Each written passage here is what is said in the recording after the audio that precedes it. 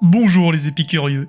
Imaginez que votre esprit fonctionne comme un moteur infini, où chaque pensée se multiplie sans limite. Plutôt que de croire que vous pouvez simplement éliminer les pensées négatives pour n'en laisser que des positives, il faut comprendre la mécanique, même de votre mental. Dans ce système, il n'existe ni la soustraction, ni la division, seulement l'addition et la multiplication. Autrement dit, tenter de supprimer une pensée revient inévitablement à l'amplifier. Et c'est précisément cette dynamique qu'il faut appréhender pour apprendre à vivre en harmonie avec vous-même. Avant tout, prenez un moment pour observer comment votre esprit fonctionne. Vous avez peut-être déjà essayé de forcer l'oubli d'une pensée désagréable en vous disant « je ne dois pas penser à cela ». Mais en quelques secondes, cette pensée revient en force et en multiplier par 2. Par exemple, si je vous demande de ne pas penser à un singe pendant 10 secondes, vous constaterez sans surprise que l'image d'un singe s'impose à votre esprit de manière irrésistible. Ce petit exercice vous montre que notre mental ne fonctionne pas comme une balance où l'on soustrait ou divise, mais plutôt comme une machine où on ajoute et on multiplie. Ce constat est le point de départ d'une meilleure compréhension de vous-même. Maintenant, il est temps d'aborder la première étape pour transformer cette réalité intérieure. Distinguez ce qui vous définit réellement de ce que vous avez accumulé au fil des jours, des semaines, voire des années. Votre mental et votre corps, avec toutes les pensées, les émotions et expériences qui s'y greffent, ne représentent qu'une accumulation temporaire. Au-delà de cette somme, il y a vous, l'essence pure de votre être. Imaginez votre esprit comme un ciel vaste et infini dans lequel passent des nuages. Ces nuages représentent toutes vos pensées et vos émotions. Ils vont et viennent sans jamais altérer la clarté du ciel lui-même. Prendre conscience de cette distinction vous permet de ne plus vous identifier à la simple somme de vos expériences, mais de reconnaître la présence constante de votre être, qui demeure inaltéré malgré la tempête de pensée. Dans cette optique, il est essentiel de ne pas se contenter de vouloir supprimer ce que vous jugez négatif. En essayant de retirer de force une pensée, vous ne faites que l'amplifier. Ce qui est nécessaire, c'est de prendre du recul et d'observer votre processus mental avec bienveillance. Par exemple, si vous ressentez de la colère ou de la peur ou du ressentiment, au lieu de lutter contre ces émotions, essayez de les observer.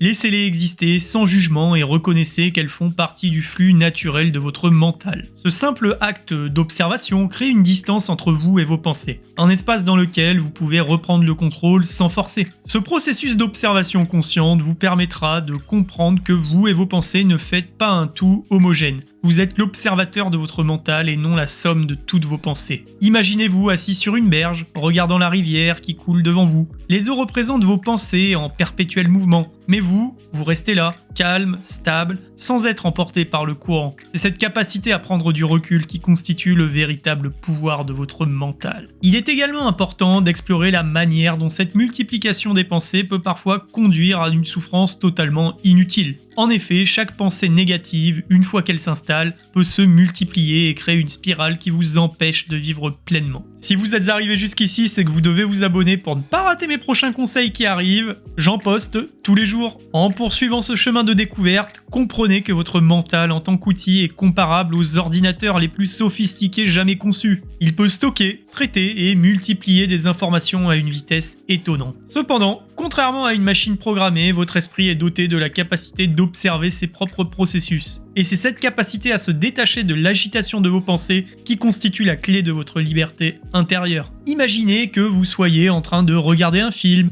mais que vous soyez à la fois le spectateur et le réalisateur. Vous observez les scènes se dérouler sans être pris au piège de l'intrigue. De la même manière, en prenant conscience de cette dualité, vous pouvez interagir avec vos pensées de manière plus sage et plus équilibrée. Pour vous aider à intégrer cette perspective, il existe des pratiques simples et efficaces. L'une d'elles est le processus de Isha Kriya, un outil puissant qui vous permet de vous distancer de vos processus psychologiques et physiologiques. En pratiquant cet exercice, vous apprenez à reconnaître qu'il y a une part de vous qui transcende les pensées, les émotions et le corps. Fermez les yeux, respirez profondément et laissez-vous porter par le rythme naturel de votre souffle. En faisant cela, vous vous rendez compte que même si votre esprit est en mouvement constant, il existe une constante, votre présence, votre essence même qui ne change pas. Cet espace intérieur est la source de votre liberté, le lieu où la souffrance cesse de résider, car vous n'êtes plus confondu avec la somme de vos pensées. Ce constat est d'autant plus crucial lorsque vous réalisez que la souffrance humaine se divise principalement en deux catégories. La souffrance souffrance physique et la souffrance mentale. En créant une distance entre vous et votre mental,